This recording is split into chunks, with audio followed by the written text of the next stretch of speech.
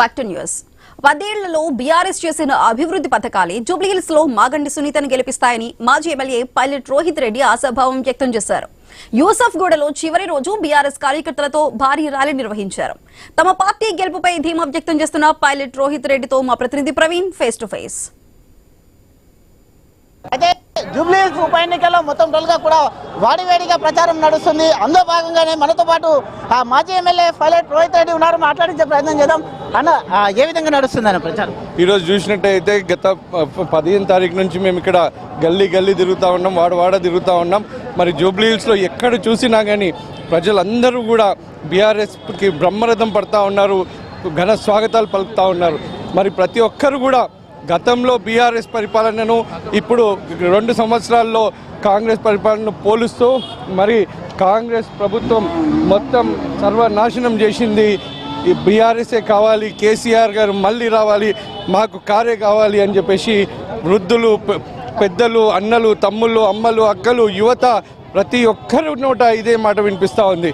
మరి ఈరోజు చూసినట్టయితే మరి పెద్ద ఎత్తున అసంతృప్తిని ఈరోజు జూబ్లీహిల్స్ ప్రజలు చూపిస్తూ ఉన్నారు.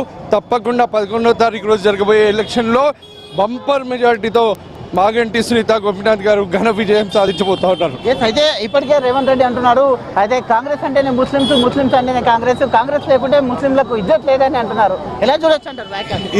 ఇది చాలా చాలా దౌర్జన్యం. అది మరి ఆయన చేసిన వ్యాఖ్యలు ఏవైతే ఉన్నాయో దాన్ని ప్రతి ఒక్కరు కూడా తీవ్రంగా ఖండిస్తూ ఉన్నారు.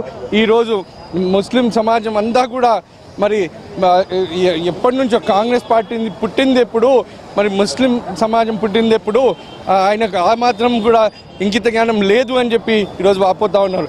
ఈరోజు చూసినట్టయితే మైనార్టీలు అందరూ కూడా మరి కోపగ్రస్తులై ఉన్నారు.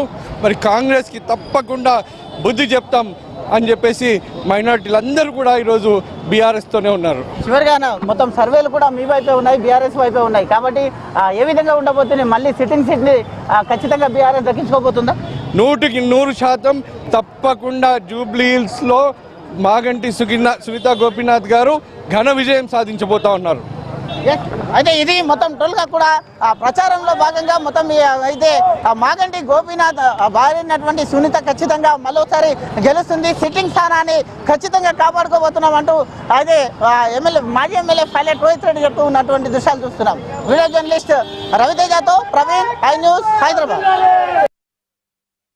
మాజీ మంత్రి కేటీఆర్ ను తాము అరెస్ట్